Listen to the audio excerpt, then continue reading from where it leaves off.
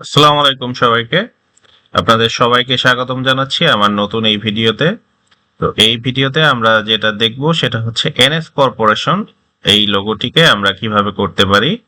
তো এই লোগোতে আমরা যে ইনস্ট্রাকশন গুলো ফলো করতে হবে সেগুলো আগে দেখে নিচ্ছি। ইনস্ট্রাকশন গুলো হচ্ছে যে আর্টবোর্ডের ডাইমেনশন হতে হবে 1000 পিক্সেল উইডথ এবং 1000 পিক্সেল হাইট।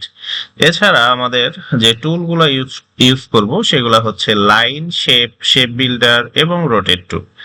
আমাদের লোগোর জন্য ফন্ট গুলার কথা বলা আছে। দুইটি ফন্টের নাম দেয়া আছে, একটি আপনার ট্যাগ লাইনের জন্য এবং একটি টাইটেলের জন্য। এছাড়া আমাদের দুইটি কালার কোড দেওয়া আছে, একটি লোগোর জন্য এবং একটি টেক্সটের জন্য।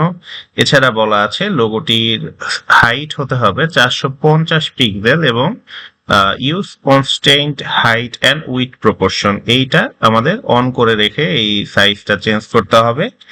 তো এছাড়া আমাদের লোগোর যে ফন্টের সাইজ সেটাও এখানে দেয়া আছে 80 পিটি। এবং সর্বশেষে আমাদের এই লোগোটিকে হরিজেন্টালি এবং ভার্টিক্যালি সেন্টার অ্যালাইন করতে হবে আর্টবোর্ডের সাথে। তো আমরা শুরুতেই আমাদের 1000 পিক্সেল ইন্টু 1000 পিক্সেলের একটি আর্টবোর্ড নিয়ে নিয়েছি। তো শুরুতে আমরা যেটা করব সেটা হচ্ছে লাইন টুল নিব এবং শিফটে ধরে বাম পাশে এরকম আমরা একটা লাইন টেনে নিব।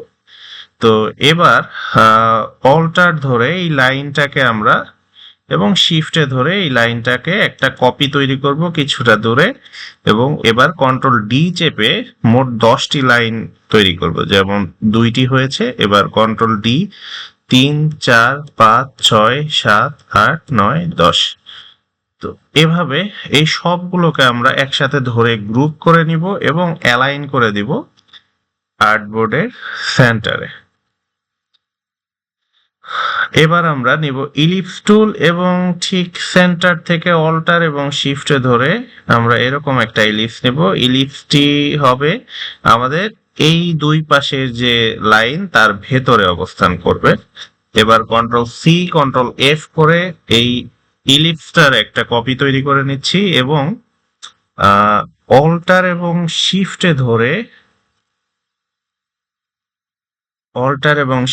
ধরে আমরা এটা এভাবে ভেতরের দুইটি লাইনের মাঝখানে এইভাবে আরেকটি ইলিপস প্লেস করব এবং এই সেম প্রসেসটা আমরা আরো দুইবার করব। কন্ট্রোল সি কন্ট্রোল এফ, এবার অল্টার এবং শিফটে ধরে এটার একটা কপি তৈরি করব এভাবে। এবার আবার কন্ট্রোল সি কন্ট্রোল এফ এবং অল্টার শিফটে ধরে অল্টার শিফটে ধরে এটাকে আমরা আরেকটা কপি তৈরি করব, এইভাবে প্লেস করব। তো এরপর আমরা এই লাইনগুলাকে আবার সিলেক্ট করব এবং রাইট ক্লিক করে এবার ট্রান্সফর্ম থেকে রোটেটে যাব। 45 ডিগ্রি অ্যাঙ্গেলে আমরা একটা কপি তৈরি করব। এই সোজা লাইনগুলাকে আবার ধরব এবং রাইট ক্লিক করে ট্রান্সফর্ম, এখান থেকে রোটেট। এবার -45 ডিগ্রি অ্যাঙ্গেলে আমরা আরেকটা কপি তৈরি করব। তো আমাদের এই হচ্ছে আমাদের প্রাথমিক ফ্রেম। এবার এই সবগুলাকে একসাথে ধরে নিব। আমরা যদি এই কাজটুকু ভালোভাবে করতে পারি তাহলে আমাদের লোগোটাও খুব সুন্দরভাবে করা সম্ভব হবে। তো এবার আমরা শেপ বিল্ডার নিব, স্ট্রোক কালার অফ করে দিচ্ছি এবং ফিলে কোনো একটা কালার আমরা আপাতত নিয়ে নিচ্ছি। এবার দেখেন একদম ওপরে যে স্কোয়ার শেপটা তৈরি হয়েছে এই জায়গা থেকে আমরা আমাদের লোগো বিল্ড আপ শুরু করব। এই ঘরটাকে আমরা নিয়ে নিলাম এবং এভাবে নিচের দিকে আরো দুইটা ঘরকে এটার সাথে জয়েন করে নিব বাম দিকে, এবং ডান দিকেও এইভাবে আরো দুইটা ঘর আমরা এটার সাথে জয়েন করে ফেলব। তো প্রথমে এমনটা হবে, দেন আমরা এই দিকে একটা স্কোয়ার বাদ রেখে তার নিচে থেকে এই দিকে ডান দিকে ক্রস হয়ে এইভাবে নেমে আসবো নিচের দিকে এবং এই শেষ মাথা পর্যন্ত এখানে আসবো। আচ্ছা, এখানে কিছু কিছু ছোট ছোট এরিয়া আমাদের জয়েন করা বাদ আছে, এগুলো আমরা শেষে গিয়ে করব। তো এখন যেটা করব, ডান দিকেও আমরা এই দিকে একটা স্কোয়ার বাদ রাখবো এবং এখান থেকে রাউন্ড করে এইদিকে জয়েন করব। এইভাবে যতটুক সম্ভব আমরা শুরুতে জয়েন করে নিব এবং পরবর্তীতে আবার চেক করব। এরপর আমরা আসব বাম দিকে। বাম দিকে আমরা এভাবে নিচের দিকে নামতে থাকবো জয়েন করে এবং রাউন্ড করে নামবো।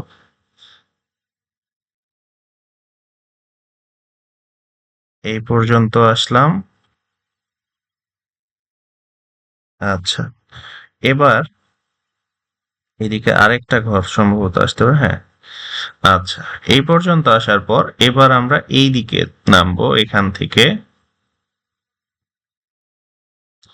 এই পর্যন্ত সোজাভাবে আসবে এবং তারপর এইদিকে রাউন্ড করে এখানে জয়েন করব।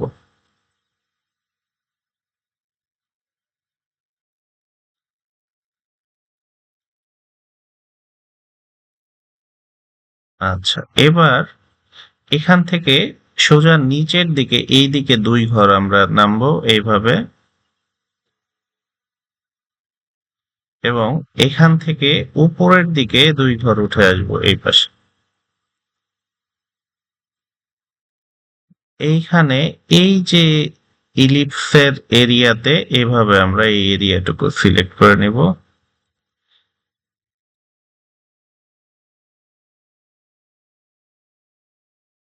কন্ট্রোল জেড দিয়ে নিচ্ছি। আচ্ছা, এখন আমাদের প্রাথমিক কাজটুকু শেষ। এখন আমরা যেটা করব, এই ওপর থেকে যে কোনো একটা সাইড থেকে শুরু করব, জুম করে নিব এবং দেখব এই যে এইভাবে কিছু কিছু জায়গা আমাদের জয়েন করতে হবে জুম করে করে।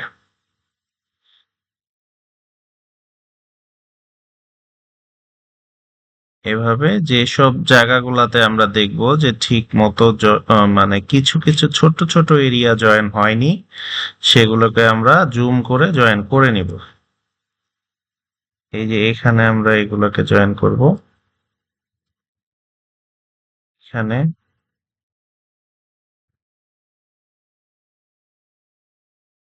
এবার এদিক থেকে আসি আবার। এখানে এইটুকু জয়েন করে নিব।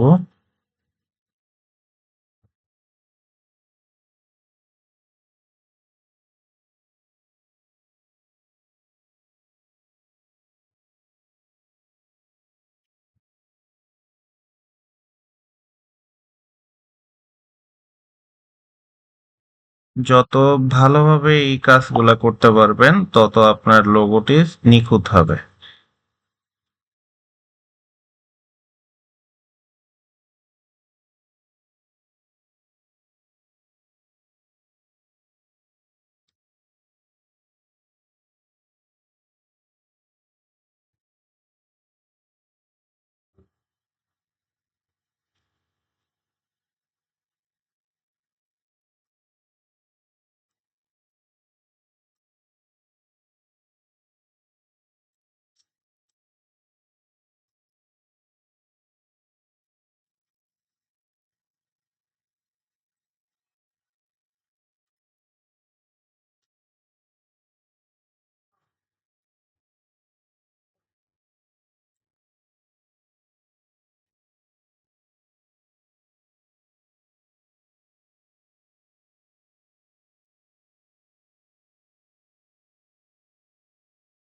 এই অংশে আমরা একটু দেখে নিচ্ছি।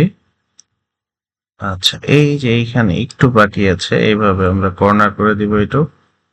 আচ্ছা, এখন আমরা যে কাজটা করব, এই লাইনগুলাকে সবগুলা একসাথে সিলেক্ট করে ডিলিট করার জন্য ম্যাজিক ওয়ান টুল নিব, এই লাইনের উপরে ক্লিক করব এবং ডিলিট চেপে দেব। এবার এখানে আমরা একটু খেয়াল করব কোথাও কোনো প্রবলেম আছে কিনা, যেমনটা আমরা এই যে এখানে দেখতে পাচ্ছি। এখানে আমরা ডিরেক্ট সিলেকশন নিয়ে এই অংশটা, এই অ্যাঙ্কর পয়েন্টটাকে সিলেক্ট করে এটাকে আমরা নিচে এইখানে সেট করে দিতে পারি। তো এবার এই লগোটির স্ট্রোক কালার আমরা অফ করে দিচ্ছি এবং কালার কোড দুটো অ্যাপ্লাই করে নেব। তো কালার কোড দুটি আমরা এখানে নিয়ে রেখেছি অলরেডি। এখানে আমরা লোগোর জন্য এই কালারটা আমাদের দেয়া আছে, তো এটা নিয়ে নিচ্ছি এবং এই লোগোটার সাইজ হবে 450। সেজন্য আমরা ট্রান্সফর্মে যাব। এই constant width and height proportion, এটা আমাদের লিঙ্কটা করা থাকতে হবে। এবার আমরা এখান থেকে দিয়ে দিব 450। এবার অ্যালাইন থেকে এটাকে সেন্টার করে নিতে পারি এবং আমরা লিখে ফেলি এনএস কর্পোরেশন। লেখাটার জন্য আমাদের ফন্টের নাম দেয়া আছে ক্যারেক্টার থেকে বেবাস নিউ রেগুলার, এবং এইটার ফন্টের সাইজ দেয়া আছে সম্ভবত 80। তো এটাকে আমরা এইভাবে এদিকে বসিয়ে নিব, লোগোর সাথে আমরা অ্যালাইন করে নিতে পারি, এভাবে সেন্টার করে নিব। আচ্ছা, এই লেখাটাকে আমরা একটা কপি করে নিচ্ছি এবং আমাদের সাবটাইটেল যেটা আছে সেটা হচ্ছে পিওর চয়েসেস বেটার লিভিং। তো এটা লিখে ফেলি।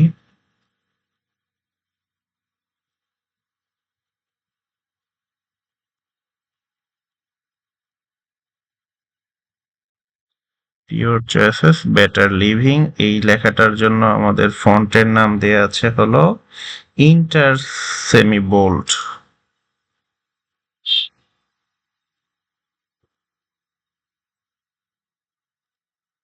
ইন্টার সেমি বোল্ড, এইটাকে আমরা যেহেতু কোনো সাইজ দেয়া নাই, আমরা শিফটে ধরে এইভাবে এইটার সমান করে দিব,